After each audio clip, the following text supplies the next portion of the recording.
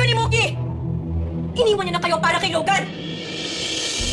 Galit kayo ni Mookie sa akin dahil sa bintang yung meron namamagitan sa amin ni Logan. Kahit wala. Pero nabalitaan ko na wala silang relasyon, Jade. Ang susunod na programa ay rated PG. Ito ay nangangailangan ng patnubay at gabay ng magulang para sa mga batang manonood.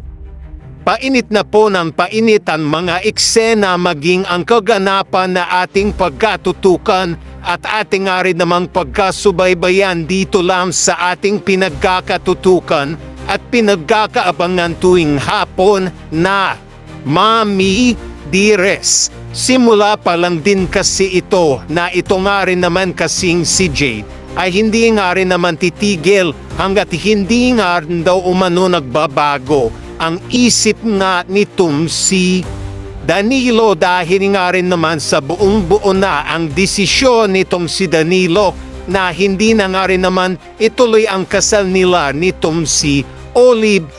Itong si Jade ay hindi na nga rin naman kasi alam pa nitong si Jade ang kanyang gagawin kung paano pa nga rin man baguhin ang isip nga nitong si Danilo. Kaya on the spot na nga lang din naman gumawa nga rin naman na eksena at maging kwento itong si Jade para sa ganun ay matuloy pa nga rin naman at magbago ang isip nitong si Danilo at wala na nga rin naman itong magagawa pa kundi ituloy na nga lang din naman ang kanilang kasal. Kaya dito nga rin naman ay talagang pinagplanuhan nga nitong si Jade ang kanyang bibitawang salita para magbago nga ang isip nitong si Danilo. At dito nga rin naman sasabihin nga nitong si Jade dito nga rin naman kay Danilo na, sige Danilo, gawin mo sa akin yan, iwan mo ako, kami ng anak mo. Dito nga rin naman ay nagulat nga itong si Danilo sa binitawang salita nitong si Jade at sasabihin nga nitong si Danilo na, anong sinabi mo, Jade? Buntis ka ba? Dito nga rin naman ay umuuna nga itong si Jade at sasabihin nga nitong si Jade kay Danilo na, oo, buntis ako Danilo.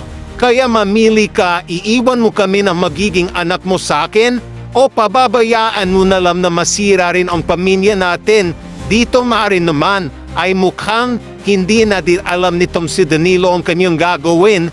Tila mapapain ba siya sa panuloko na naman nga muli nitong si Jade sa kanya, nitong si Olive sa kanya na ating pagkatutukan at ating nga rin naman yung pagkasubaybayan.